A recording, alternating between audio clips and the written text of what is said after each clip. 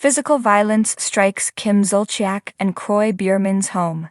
Kim Zolciak and Kroy Biermann of the Real Housewives of Atlanta fame reportedly got caught up in family drama around the Thanksgiving holiday. Reportedly, authorities had to get involved at one point. However, there are different sides of the story coming out.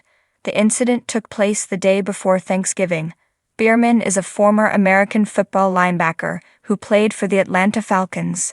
Zolciak was known for being one of the original cast members on The Real Housewives of Atlanta, with the series depicting her meeting Biermann during its third season.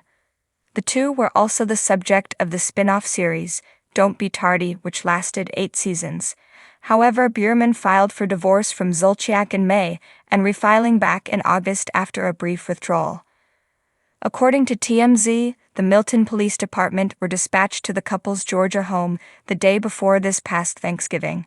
Reportedly, they were there in response to a domestic violence call. According to the report, Zolciak alleged she and Biermann got into a heated argument while taking down curtains in the home, which is about to be put up for auction. Zolciak claims that Biermann physically threw her from a ladder, pushing her onto the ground. Different family members shared different sides of the story. Cops claimed that Zolciak herself claimed to have been injured in the altercation. However, they also claim she refused to show evidence of injury to first responders on the scene. Allegedly, the incident took place in front of Zolciak's children. One of her daughters also spoke about what happened to authorities. However, cops claim that the daughter's story tells things differently. In her version, Biermann was the one initially taking down the curtains. This spurred Zolciak to go on top of a ladder to remove them herself. She then fell off, landing on Biermann. The girl claimed that Biermann spoke with her and told her to be honest. However, she denied being coached on what to say.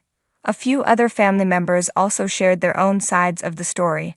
Another kid also claimed to have entered the room during the argument, but didn't see the incident involving the ladder. For his part, according to the police report, Biermann claimed Zolciak attacked him, striking him in the face. However, Zolciak stuck by her side of the story. Officers at the scene were unable to determine who was the primary aggressor during the incident. At the time, no arrests were made concerning the case. Cops also noted that neither Zolciak nor Biermann were willing to leave the house. The opulence of Kim Zolciak and Kroy Biermann's once-invited estate now seemed like a haunting facade. For years, their lavish home served as a symbol of reality TV royalty. A sprawling property adorned with glimmering chandeliers, white marble floors, and the endless sound of laughter and wine glasses clinking. Yet, on a chilly December evening, the house became a war zone, a far cry from its days as the backdrop for Don't Be Tardy. It started with whispers, an unpaid bill here, a foreclosure notice there. Rumors of financial struggles had swirled for months, painting the picture of a family struggling to maintain appearances, but no one could have predicted the events that would unfold that night. A family on the brink. Kim, known for her sharp tongue and no-nonsense attitude, had always portrayed herself as the glue holding her family together. However, insiders whispered of tension brewing between her and Kroy. He, the former NFL star who once vowed to protect her from the world, was now seemingly her greatest adversary. Their once passionate love was marred by public spats, cryptic Instagram posts, and allegations of financial irresponsibility. By the time the police were called to their home, neighbors had already reported shouting so loud it could be heard from the driveway. One witness described hearing a shrill scream, followed by the unmistakable crash of breaking glass. The incident. According to reports, the argument began over something trivial, a misplaced credit card statement. But in a household teetering on the edge of bankruptcy, even the smallest sparks can ignite a firestorm. Kim accused Kroy of mismanaging their dwindling finances, while he countered by questioning her spending habits on wigs, designer bags, and plastic surgery. "You think I'm the problem?" Kim allegedly shouted, her voice echoing through the house. "I built this family. I made us who we are. You built this family on debt," Kroy retorted, his words cutting through the air like a knife. As the argument escalated, furniture was overturned, and the pristine white walls that once served as a backdrop for happy family photos bore the brunt of their rage. It's unclear who threw the first object, a glass of wine or a decorative vase, but it was enough to set off a physical altercation. Brianna's 911 call. It was their eldest daughter, Brielle, who reportedly made the frantic 911 call. Though details of the call remain sealed, sources close to the family claim Brielle was sobbing as she begged for help.